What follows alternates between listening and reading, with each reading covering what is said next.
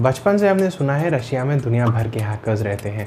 Russia इकलौती ऐसी country है जो हैकर्स को प्रोटेक्ट करती है, उनके इंटरेस्ट को बचाती है, उनकी प्रॉपर्टीज़ को संभाल के रखती है और उनको भरपूर तरीके से शरण देती है ताकि वो उनकी कंट्री में रहें और दुनिया भर के लोगों को ब्लैकमेल कर सकें, हैक कर सकें या फिर उनके कंप्यूटर डिवाइसेस से उनकी नॉलेजेस ले सकें। इसके अलावा ये भी कहा जाता है कि रशियन एजेंसीज़ खुद, रशियन पुलिस डिपार्टमेंट्स, रशिया की जो जितनी भी खुफिया एजेंसी हैं वो कई बार इन हैकर्स की मदद लेती हैं और कोशिश करती हैं और इन्फॉर्मेशन ऑब्टेन करने के लिए। तो आज ऐसे ही किसी हैकर्स के बारे में जानेंगे, इन हैकर के ग्रुप के बारे में जानेंगे। You seeing my channel Techycasty, I am Pranjal, let's sign in. दोस्तों, रशिया काफ़ी पहले समय से बदनाम रह चुका है अपने हैकर्स की वजह से और इसकी मदद रशिया इन हैकर्स को पकड़ने के लिए कई बार रशिया ने इन लोगों की मदद FBI से भी ली है। फेडरल ब्यूरो ऑफ इन्वेस्टिगेशन खुद रशियन पुलिस के साथ मिलकर इन्वेस्टिगेशन करती थी और इन सोर्सेज को जानती थी कि उनके यहाँ पर कौन कौन से हैकर्स हैं, कहाँ कहाँ रह रहे हैं और किस तरीके से वो दुनिया भर की इकनॉमीज़ में, बैंक्स में, स्कूल्स में, NGOs में और कई बार बिलियनर्स के बैंक अकाउंट में एक सील या ड्रिल होल कर देते हैं और अपने पैसे वहाँ से निकाल लेते हैं या फिर कई बार उनकी किसी भी ऑर्गेनाइजेशन की फंक्शनिंग को चलने में रोकते हैं या ख़राब करते हैं। दिन वो ख़त्म हो चुके हैं। रशिया यूक्रेन की वॉर से पहले ही, काफ़ी पहले, जैसे ही ट्रंप वगैरह गए, ट्रंप पावर में नहीं है, बाइडन आए, या फिर ट्रंप के पावर में रहने के टाइम पर भी हुआ क्या कि इन दोनों कंट्रीज़ के कॉन्फ्लिक्ट हुए और फेडरल ब्यूरो ऑफ इन्वेस्टिगेशन ने रशिया की मदद करना बंद कर दी इन सब हैकर्स को ट्रेस करने में। लेकिन हियर्स द थिंग, रशिया खुद भी ढूंढ सकता था। क्यों करेगा? क्योंकि हर कंट्री कहीं ना कहीं हर सोर्स ऑफ इनकम पे टैक्सेस जाता है और रशियन गवर्नमेंट को टैक्सेस तो मिल ही रहे हैं, चाहे हैकिंग करके पैसा आए या कहाँ से भी आए। हैकिंग ग्रुप्स का नाम आए और आइगर टुराशेव का नाम वापस ना आए या फिर लिया ना जाए, that's quite next to impossible. Igor Turashev कहा जाता है रशिया में ही रहते हैं। रशिया में रहने के अलावा मॉस्को से दूर किसी जंगल के पार एक इनका घर है, विला है और बंगलो 7,500 स्क्वायर फीट में फैला हुआ है। 7,500 नहीं, 75,000 स्क्वायर फीट में फैला हुआ है। I am sorry for that. तो आइगर टुराशेव काफ़ी लग्जरी लाइफ जीते हैं, ठीक है, 32 साल के हैं, लग्जरी लाइफ जीते हैं।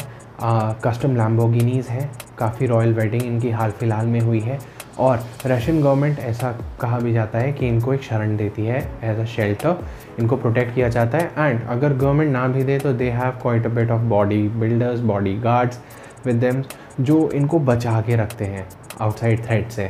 तो अगर आप इनसे खुद कांटेक्ट करने जाओ या फिर अगर आपको इनके बारे में कोई ट्रेस मिले, आप इनसे पता करने जाओ, इनसे बात करने जाओ, तो आपको जान की भी लाले पड़ सकते हैं। या फिर दूसरी चीज़ क्या हो सकता है ये थोड़े हम्बल रहें, जो कि मुझे तो नहीं लगता, और जाने दें, कुछ बात ना करें या फिर दे माइट अवॉइड यू। वो तो रशियंस हैकर से जब मिलकर ही पता चल पाएगा। ऐसे ही हैकिंग ग्रुप का नाम अगर ना भूला जाए तो वो है एनोनिमस। हर कोई जानता है हैकर और एनोनिमस के बीच, हैकर्स जैसे एनोनिमस और इलॉन मस्क के बीच में पहले भी ट्विटर पे वॉर हो चुकी है। तो एनोनिमस वो हैकर ग्रुप है जिसने कई बार दुनिया भर के गवर्नमेंट ऑर्गेनाइजेशंस को या फिर किसी और ऑर्गेनाइजेशन को, प्राइवेट ऑर्गेनाइजेशंस को कहीं ना कहीं चैलेंज किया है। इलॉन मस्क इकलौता ऐसा इंसान था जिसने ट्विटर पे मजाक उड़ाया था एनोनिमस का। बात करते हैं आइगर टुराशेव की या फिर बाकी कुछ रशियन हैकर्स की जो कि रशिया में रह रहे हैं। तो रशियन हैकर्स पे ये लगता है आरोप कि 40 से ज़्यादा देशों में, although 192 countries do prevail in the world, लेकिन 40 से ज़्यादा देशों में इन हैकर्स ने, रशियन हैकर्स ने $100 मिलियन से भी ज़्यादा की रकम उड़ाई है, चुराई है, गायब की है, कुछ भी बोल लो। $100 मिलियन को अगर मैं भारतीय मुद्राओं में कन्वर्ट करूँ तो करीब आएंगी अमाउंट 700 करोड़ रुपए। ऐसे ही एक हैकर का नाम बताऊँ आइगर टुराशेव के अलावा तो है मैक्सिम याकूबेट्स, ठीक है। मैक्सिम याकूबेट्स अपनी कस्टम लैम्बोर्गिनी के साथ शेर के बच्चों को खिलाते हुए, नॉट पपीज़, शेर के जो कब्ज़ होते हैं उनके साथ खेलते हुए दिखे हैं।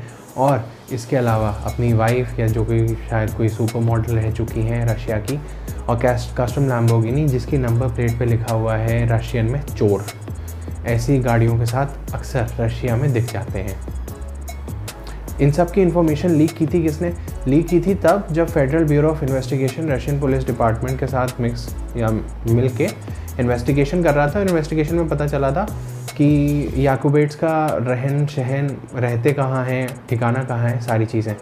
अब याकूबेट्स को कौन पकड़ने वाला है, याकूबेट्स आराम से वहाँ की सड़कों पे घूमते हैं। तो इतना अगर हम हैकर करने ही लगे हैं, तो आपको बता दूं यूट्यूब पे भी एक ज़माना था आज से 3-4 साल पहले, जब कुछ लोग अपने आप को हैकर बताया करते थे।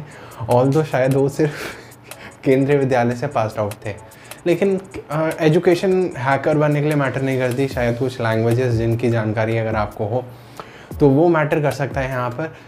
रशिया इन हैकर्स को प्रोटेक्ट क्यों करता है, सबसे बड़ा सवाल। तो इसका जवाब ये है कि कई बार होता गया है कि मान लो यूक्रेन के केमिकल लेबोरेटरीज़ के ऊपर जानकारी रखनी है, उनके सिस्टम्स को हैक करना है, यूक्रेन की स्ट्रीट लाइट्स से लेकर यूक्रेन की इलेक्ट्रिसिटी को भी हैक करना है, बंद करना है, उनके डिसफंक्शनिंग करनी है। तो कहीं ना कहीं ये सारी चीज़ें काफ़ी काम आती है रशियन गवर्नमेंट को, इसलिए रशिया इन हैकर्स को सराहना देती है, एक तरीके से प्रमोट करती है और चुपचाप इनको बचा के रखती है from rest of the world. तो अगर मैं सारी बात एक छोटे से कंक्लूजन में लेकर आऊँ इनसाइड ऑफ अ बॉक्स, तो बात यह है कि पेरेंट्स, माता पिता भी जानते हैं हैकर्स के कि हमारा बच्चा क्या करता है, सरकार भी जानती है, पड़ोसी भी जानते हैं, बट सब कहीं ना कहीं इन सबको प्रोटेक्ट कर रहे हैं। तो जैसे पाकिस्तान में हुआ करता था कि आसपास के पास एबटाबाद के आस पड़ोस के लोग नहीं जानते थे कि यहाँ पे ओसामा बिन लादेन रहता है, लेकिन जब बिन लादेन को पकड़ा गया और बिन लादेन को वहाँ से ले जाकर मारा गया, तो बिन लादेन के प्रमोशन में बिन लादेन के सराहना देते हुए बहुत से लोग सड़कों पर उतरे और उन्होंने नारे लगाए अमेरिका के ख़िलाफ़, है ना। तो इसी तरीके से कहीं ना कहीं रशियन पॉपुलेशन या रशियन लोग अपने हैकर्स को प्रोटेक्ट करके रखते हैं। अगर वो खुद इनको क्रिटिसाइज़ करें, खुद इनको पनपने ना दें, तो हैकर्स की दुनिया में हैकर्स बहुत कम रहेंगे। लेकिन हैकिंग हर कंट्री एक दूसरे के ऊपर करती है, यानी कि रशिया अमेरिका के ऊपर, अमेरिका रशिया के ऊपर, चाइना अमेरिका के ऊपर, फिर वो दोनों कॉन्ट्रोवर्शियली एक दूसरे के ऊपर, ये चलता रहता है। हैकिंग किस लिमिट तक होनी चाहिए इसका कोई नियम नहीं है, इसके ऊपर कोई कानून नहीं है। तो कई बार यूरोपियंस और American Nations, United states of America, Canada, ये सब कहते रहते हैं कि रशिया ने बहुत ज़्यादा हद तक हैकिंग करके हमारे स्कूल्स के सॉफ्टवेयर्स को या फिर हमारे कई और गवर्नमेंट सॉफ्टवेयर्स को, गवर्नमेंट कंप्यूटराइजेशन के अंदर कुछ डेटा इंटरप्रिटेशन की है या फिर डेटा लीक किया है। रशिया बस सीधी सादी बातों में ये कह देता है, देखो तुम लोगों को रूसोफोबिया है, यानी कि somewhere you people are afraid from Russia, ऐसा कुछ नहीं है, हमने कोई हैकिंग नहीं की। अभी की वीडियो में बस इतना ही। मेरा नाम है प्रांजल, आप देख रहे थे मेरा चैनल टेकी गस्ती। Hope you like the video, comment ज़रूर करना और हाँ, मुझे सजेशन देना कि मैं अपने चैनल पे गिव अवेज कैसे कर पाऊँ। टेलीग्राम पे मैं डिस्क्रिप्शन में लिंक दे दूँगा। और till then boys and girls, take care.